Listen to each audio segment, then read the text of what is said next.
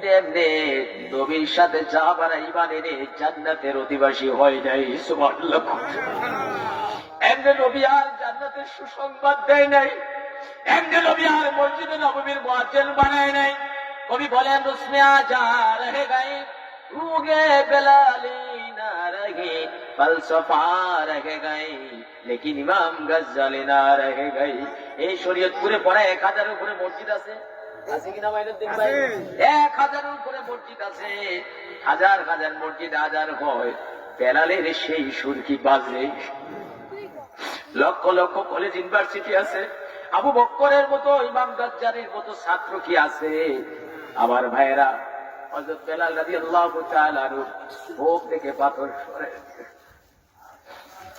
উন্মুক্ত ময়দানের মধ্যে, ও আমার শরীয়তপুরের ভাইয়েরা রে, এই নবীর ভালোবাসায়, নবীর প্রেমে, নবীর মহাব্বতে যদি এক ফোঁটা চোখের পানি এই চোখ দিয়ে পড়ে যায়, কিয়ামতের কঠিন ময়দানে নবী বলছেন মান আহাব্বা সুন্নতি ফাকাদ আহাব্বানি ওয়া মান আহাব্বানি কানা মায়া ফিল জান্নাহ। যে আমার সুন্নতকে ভালোবাসলো সে যেন আমি নবীকে ভালোবাসলো, যে আমি নবীকে ভালোবাসলো আমি নবী হাত ধরে কিয়ামতের কঠিন ময়দানে তাকে জান্নাতে নিয়ে যাব। এবার বেলালকে পাথর সরিয়ে দিলেন। পাথর সরানোর পরে হযরত বেলাল রাদিয়াল্লাহু তাআলা দুই পায়ের মধ্যে 2টা রশি বাঁধলেন, রশি বেঁধে 2টা ঘোড়ার সাথে লাগিয়ে দিলেন, 2টা ঘোড়াকে তাড়িয়ে দিলেন। পাথুরি এলাকার মধ্যে, উন্মুক্ত মরুভূমির মধ্যে উচ্চিত হয়ে ঘোড়া দৌড়াচ্ছে। বেলাল ফুটবলের মতো একবার এপাশে যায় আবার ওপাশে যায়। বেলালের ক্ষত বিক্ষত চামড়া ছিঁড়ে গেল।